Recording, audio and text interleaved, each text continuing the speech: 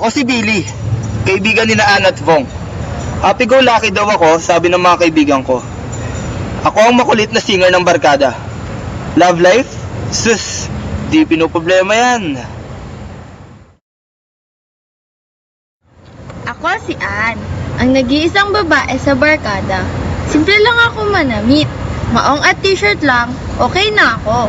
Si Papa ang nagpalaki sa akin simula nang maghiwalay sila ni Mama. Nakasalukuyang nagtatrabaho sa Amerika. Isa siguro to sa mga dahilan kung bakit may pagka-boyish ako. Pero, pusong babae pa rin ako, no?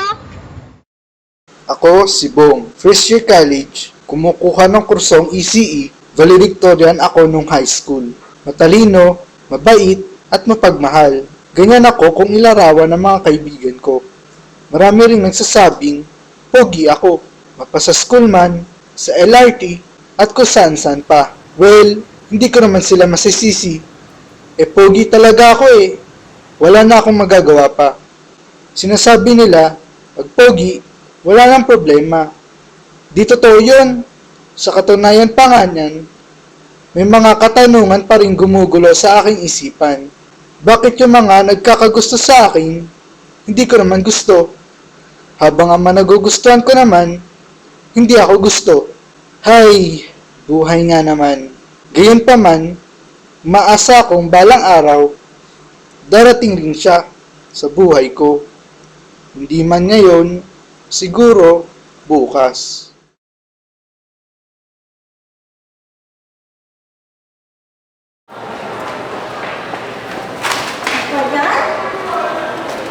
Sorry. Hindi mo.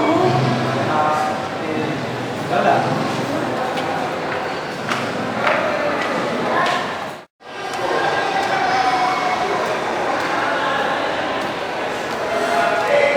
Nasa na ba? Ha? Hindi Ito susundan.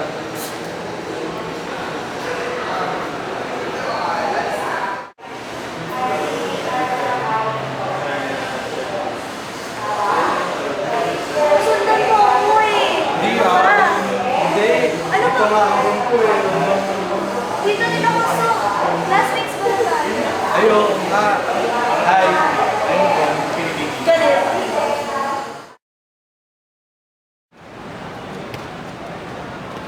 Guys, may sasabihin ako sa inyo.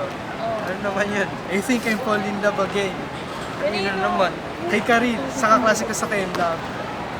Oh, sa bagay, maganda naman siya eh. Baka ma-friendzone ka na naman ah. May boyfriend ba yun? Hindi ko alam, pero sure naman na wala. So, ganito na lang Brad gawin mo. Kung gusto mo talaga siya, kaibiganin mo kahit may boyfriend. So, parang kahit pa paano, malay mo, maghiwalay rin sila. At least magka-chance ka para makuha mo siya. Sige, Kung gusto mo talaga siya. Dahil lang yung papayong sa'yo. Sige. Hey, pre! Okay basta ako nagmamadali.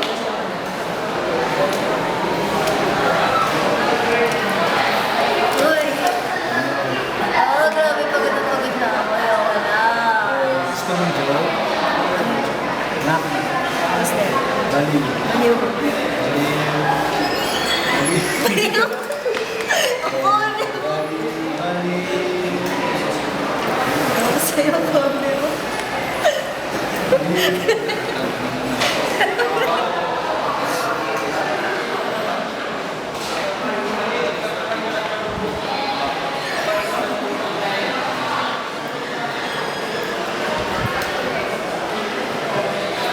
Ay, tayo.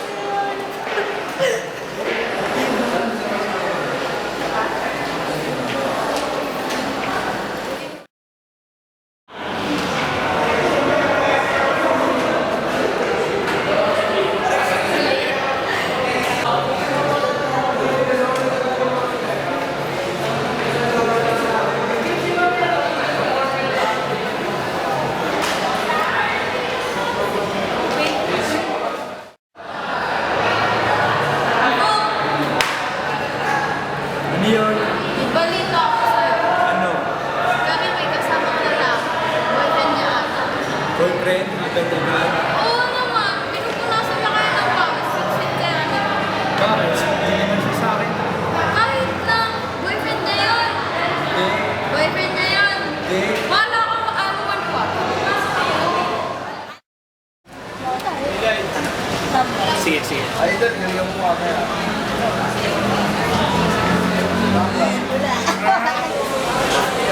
Ito pala yung sinasabi niya. Anong sinabi niya?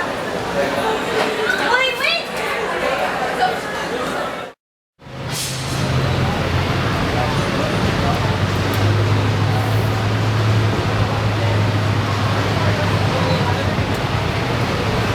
Nasaan ba yung North Beach? Ano yun? Diretso kaliwa.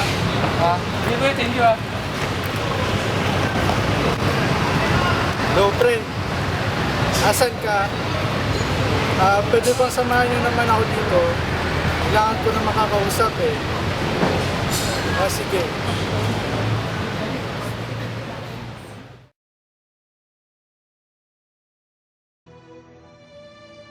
You loved me at my worst. You had me at my best. At pinali mo naman ang lahat yun. Babae ba talaga yung tingin mo? I just made the choice. And you chose to break my heart.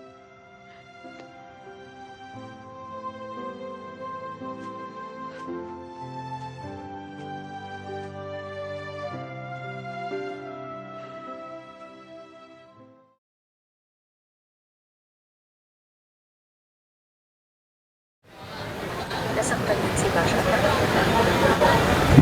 Ba't ka umiiyak? Nakakaiyak eh. Ayos lang yan. Boring nga eh.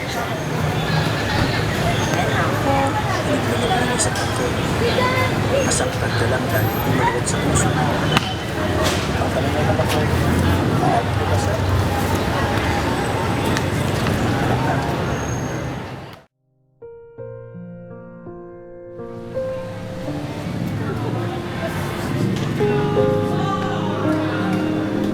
Huwag tuloy ka. Ba't ang lungkot mo? Porket nabasit ka, ayaw kang ganyan. Wala ka kasing alam. Tibo ka. Di mo lang alam, high school pa lang. Di mo kasi pinapansin yung mga tao sa paligid mo. Gusto kita, mahal kitang gago ka.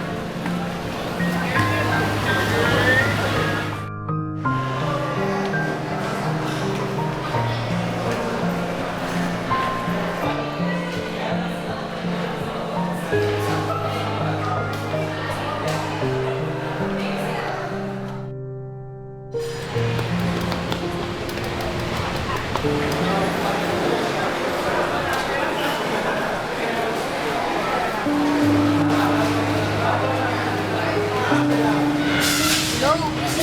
Hello. Punta ko na yun dito. Bibigay ako sa'yo eh. Dito ako sa may traffic. Punta ka ha. Hintayin kita. Okay? Sige. Punta ako dyan. Tayo mo na lang ako. Sige.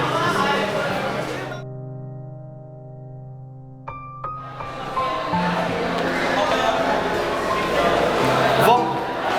May letter sa'yo si Ann. Basahin mo na lang daw.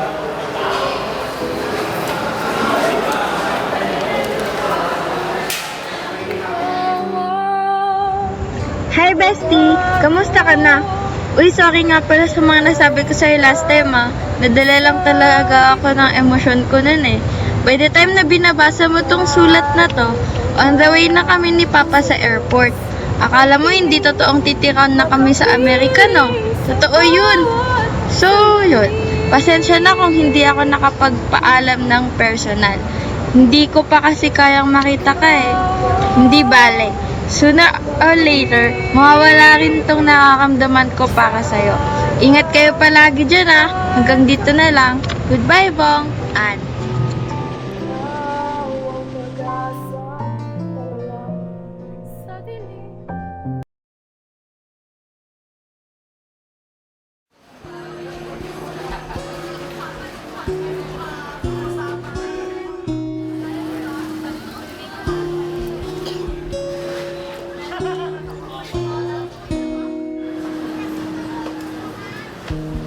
Sino ba ang pagbabago?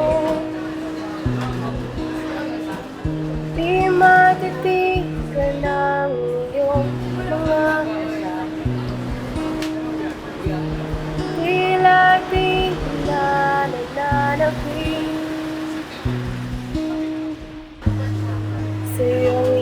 ka ba't halik?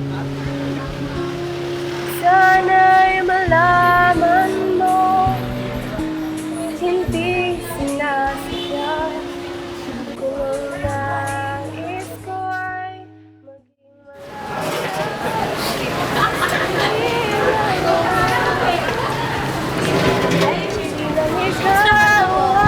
Mabuti naman ikaw. Ayos lang din. Kamusta love life mo? Ayun, may hinihintay ako. Ikaw. Uy, Bong!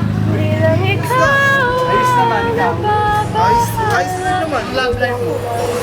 Okay naman, kasal na ako eh. Di ba alam? Kanino?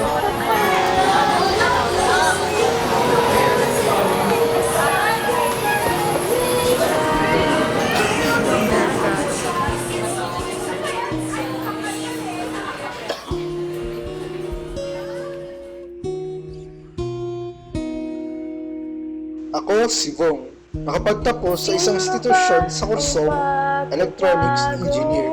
Nagtatrabaho sa Microworld Company. Matalino, mabait at mapagmahal. Ganyan ako kung ilarawan ng mga kaibigan ko.